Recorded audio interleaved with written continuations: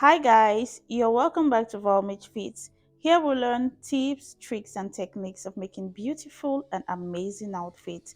So today I'm going to be teaching you guys how to make these very quick 3-part corset cups, and it's very simple and easy to make. So if this is your first time on my channel and you'd love to watch more of my tutorial videos, please hit on that subscribe button and click on the notification bell to stay updated on all my tutorial videos.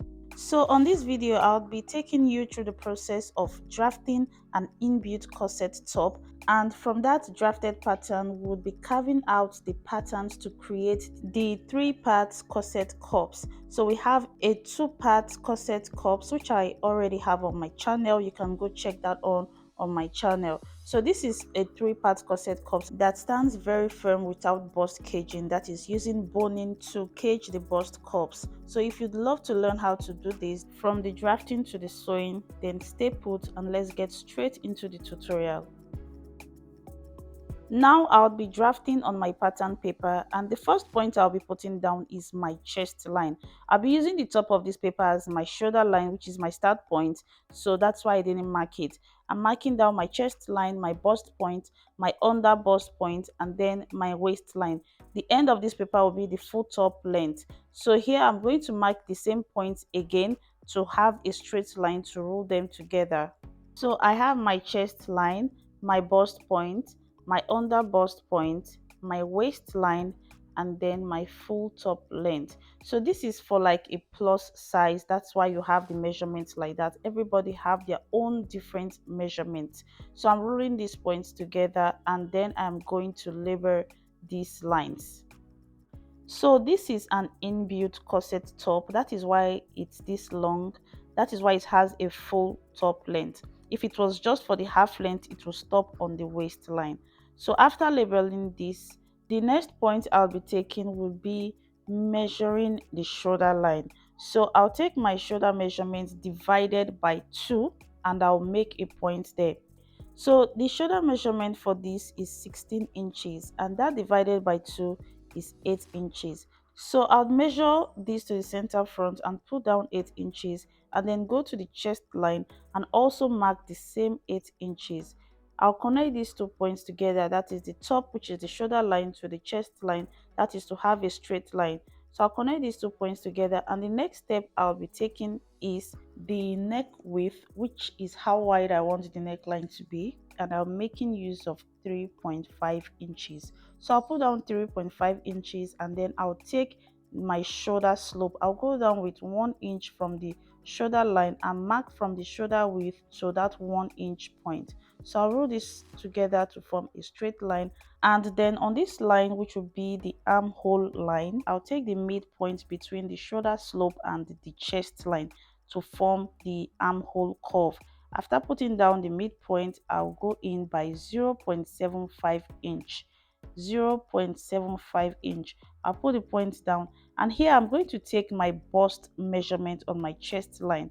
So I'll put down my bust measurement divided by 4 and connect from the shoulder slope into the chest line where I have my bust measurement put down. And here I'm creating the armhole curve for this top. Next step, I'm going to take in my nipple to nipple measurement to create my dart line. So I'll take my nipple to nipple measurement, and for this top I have 9.5 inches. So I'll divide that by 2 and put down the measurement starting from the chest line down to the full top length. So I'll put down this point, and after that I'll connect the points together. After connecting the points together, the next step I'll be taking is my chest line and under bust tightening or contouring. So what I'm going to do here is to go out by 1 inch on each sides of this dart line for my under bust. So I'll put the points down there, and for my chest line I'll go up by 1.5 inches. You see this particular area, you can decide to go up as much as you want. So you can take your tape rule and place it on your shoulder line and determine how high you want your upper chest line to be, because this is the part that will help your bust to be as covered as you want it. So this is the area that you can decide to cover the top of your bust as much as you want it. So from your chest line, you can go up by 1.5 inches, you can go up by 2 inches, or even more than 2 inches. So you can just place your tape rule on your chest line and go up by 2 inches from this line, or you go up by 1.5, then curve it into the chest line. For me, I'll be doing 1.5 inches. So I'll put the point down there and connect this that line to where I have the 1.5 inches marked. So now that is going to be my upper chest line. So what I'm going to do is to contour the upper chest line, and just like I did for the under bust, I'll go out by 1 inch on each side of this that line. So I'm going to put the point down, and then I'll be connecting this point to the bust point. I would connect the under bust to the bust line with a curve line. This is me trying to curve out the bust. So I'll do the same thing for this other side. After connecting this point to the bust point, I will do that for the chest line, which is the upper chest line. So I'll connect this point to the bust point with a fine curve line, just like you can see me do right here. So the next step I'll be taking now is for the center front. Now I'll go in by half of an inch on the bust point and do the same thing for the chest line. I'll go in by half of an inch. The next thing I'm going to do is to curve this point into the under bust line. So I'll place my curve ruler and curve from the chest line into the under bust, that is the center front chest line into the under bust. Now I'll do the same thing for the side. So I'll measure the distance between my bust point to my under bust, which is 4 inches for this, and I'll add half of an inch to that measurement. So that will be 4.5 inches. I'll mark the point down and then curve from the under bust to the chest line. So I'll curve from the under bust to that 4.5 inches point and into the chest line, like you can see me do right here. Now for my center front chest line, I'll go down by half of an inch. You can decide to go down as low as the bust point or even the under bust point, but for this I'll be going down by just half of an inch from the chest line. Then connect to these dart lines and curve it into the armhole. But before I do that, I want the yoke around the armhole to go lower than the chest line. So I'll take my bust measurement like I did earlier, and on that point I would come down by half of an inch. So the yoke will be lower by half of an inch around the armhole. So I'm going to connect it back with a straight line to the bust cup. So here will be the new chest line for the side, that is for the armhole area. Now I'm going to connect it into the new point or the new line that I just made. I did that so that when I join my sleeves to my yoke, especially if you're using a skin tone net, it will look more like a tube dress. Or when you are making a dress without yoke or sleeves, it will feel more comfortable around your underarm. So now I'm going to connect these points back together, and then the next thing I'll be doing here is to connect the dart line from the under bust to the full length. So I'm going to connect it with a straight line, just like you can see me do right here, and I'll do the same thing for the side bust line. Now that I have done all that, the next step I'll be taking is to put in the round body measurement. But make sure to have your accurate round body measurement so you have a perfect fit for your dress. So now I'm going to take my bust point on the bust line, and here I'll take my waist measurement. So this is the part where you snatch your body, that is snatching your waistline to make it look smaller by reducing your round waist measurement with 2 to 3 inches. So I'll take the difference between these two dart legs and add it to my waist measurement, so that after stitching the center front and the side front together, I'll still have my accurate body measurement. On the full length, I'll take my hip measurement divided by 4 and I'll put the point down. Now I'm going to connect all these points that I just made together, but before I do that, I'll take the difference between these two dart legs on the chest line and add it to my bust measurement, just like I did for the waistline. This is so that after joining the darts on the bust and the chest line, you still have your accurate bust measurement. Now I'm going to connect these points to form the top body's shape.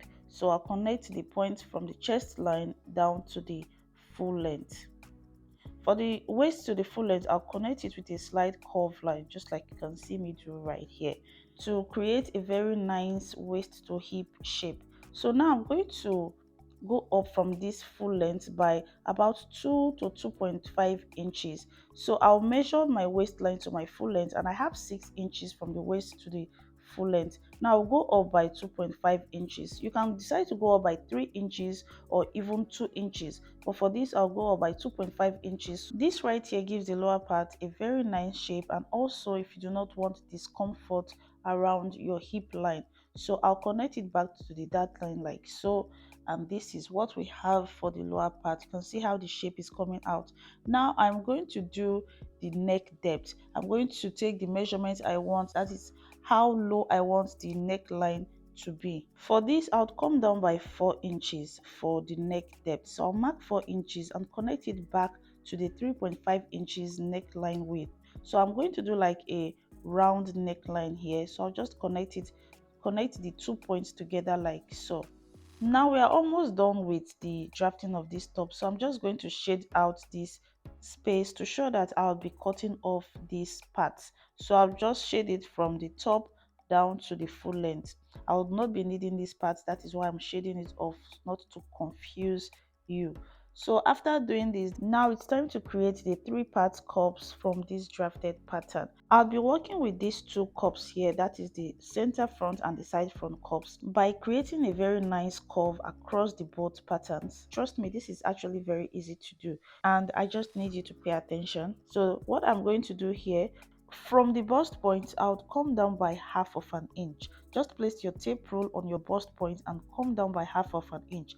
Then on this center line, I'll go up by 1 inch on each side of this dart line. So just mark your 1 inch there, and then for the side bust point, I'll come down by half of an inch. I'm going to connect these points together, these points I just made right now, to create that very nice curve line. So I'll connect from the first cup to the dart lines with a very nice curve. So I'm just going to connect from this half inch point to the 1 inch points I made on the dart lines. When I connect this part, I'm going to connect it back to the side bust line. So I'll just place my ruler, my curve ruler, from the center, that is the dart line, and connect it to the side bust where I have the half inch marked. So guys, this is the 3-part corset cup that I just formed right here. Now the next thing I'm going to do here, I'm going to add my side seam allowance for this top, or you can as well leave it like this and put your side seam allowance on your main fabric, but I'm just going to add it here so that I'll use this to cut my main fabric. So I'll be adding 1.5 inches for my side seam allowance. The side seam allowance will start from this new chest line down to the full top length. So I'll just mark the points down here and then rule all these points, connecting them together. So I'll use my straight ruler from the new chest line down to the waistline, like you can see me do right here, and then I'll curve it down to the full top length like I did for the main top and connect it back together. Like I said earlier, you can do this directly on your main fabric. I'm actually not done with the 3-part cup, so I'll be going back to the shoulders to close up this space, this dart line you see right here. Now I'm going to take the middle point between this shoulder line to create my shoulder dart, and I'll be extending the line from this point down to the chest line. I'm doing this to enable the yoke fit properly after removing the space in between these 2 cups by stitching them together. So I'll draw my dart line down to where I have the upper chest line, and I'm going to tighten the yoke like I did for the upper chest line. But the difference is I would not be using same inch I used to tighten the cups. So on this point, I'll be going out by half of an inch on both sides of this dart line. After doing that, I'll extend the dart leg from the shoulder line down to where I have the half inch marked. I used half inch because I do not want the yoke to be too small on that area, so I'll be extending it out with 1 inch on the armhole area. So I'll connect from the shoulder line where I have the armhole down to the chest line. This is to cover up for the dart I made on the yoke, so I'll just connect it to form my new armhole. So here I'm going to shade out this dart space to let you know I'll be cutting this part open. So I'll share the parts that I would not be using. I'll be cutting this part open, but for the armhole area, I'm shading it to show you my new armhole line. So the next thing I'm going to do is to cut out this piece to separate the yoke from the lower part. I'm not fully done with these cups. I'm going to show you what next to do. I'm going to cut out the cups away from the center and the side front, and then cut out the yoke. So what I'm doing here now is to put the pieces together to show you how they look like after cutting out. So you can see the space in between. Now I'm going to open up one dart leg from the yoke to cover up for the space, and when I do that, I'll end up on the exact bust measurement. So I'm going to open up this side of the dart leg. I'll just cut it to the shoulder line, to where I have the middle point marked. Make sure not to cut through the shoulder line. So I'll bring it back and use my masking tape to hold it back together. So this is what I'm going to have for the final yoke. Just like I did for the yoke, I'll be doing same thing for the cups. So you can see the yoke ends on the exact bust measurement. So after stitching the cups together, my yoke will remain on the exact measurement. The next thing I'm going to do is to use my masking tape to cover up this yoke, so it will not move when I'm using it to cut out my main fabric. Now let's move to the last step. Please guys, if you're learning anything from this video, do not forget to hit on that subscribe button if you're not yet subscribed, and give this video a thumbs up. Now we'll be focusing on the cups only, because this is where I'll be creating the three parts for the cup. I'll label this 1, 2, 3 and 4 because I'll be cutting it out. So I'm going to cut out number 1, and also I'll cut out number 2. Please do not forget to label so you do not make any mistake when putting these pieces together.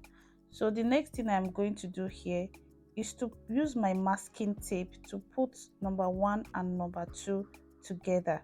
This is to form one whole piece. So I'll use my masking tape to join the darts together. So automatically it's like I have sewn my darts on my paper.